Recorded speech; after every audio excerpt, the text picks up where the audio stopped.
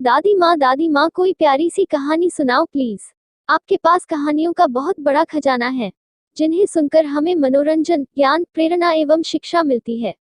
आपकी कहानियाँ सुनकर हम बहुत समझदार हो चुके हैं। ठीक है बच्चों, मैं हमेशा की तरह आज भी तुम्हें एक प्रेरणादायक, शिक्षाप्रद एवं मनोरंजक कहानी सुनाने जा रही हूँ। इस कहानी को सुनकर तुम्हारे ज्ञान में और वृद्धि होगी। तो बच्चों, इस कहानी का शीर्षक है मन का छलावा। एक बार की बात है, एक संत जी ने एक बिल्ली पाल रखी थी।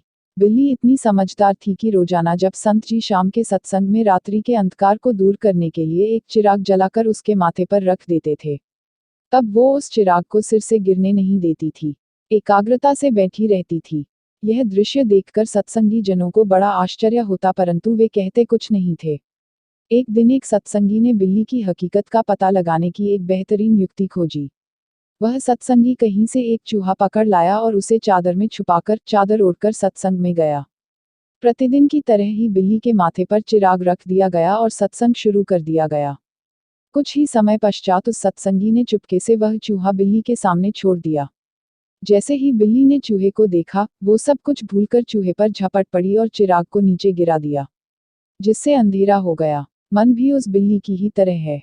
जब तक सत्संग करते हैं, ज्ञान की बातें करते हैं, या कोई इच्छित वस्तु हमारे सामने नहीं होती है, तब तक हम सब उस बिल्ली की तरह ही शांत बने रहते हैं। जैसे ही हमारे सामने कोई इच्छित पदार्थ सामने आता है, या जैसे ही संसार में व्यवहार करने लग जाते हैं, उस समय पता नहीं सत्संग का ज्ञान कहाँ चला जाता है, और हम अपने ज्ञान रूपी चिराग को नीचे गिरा देते हैं। मन सवार हो जाता है। बड़ी बात है कि प्राप्त ज्ञान को अपने अनुभव की कसौटी पर कसकर जीवन में उतार लेना।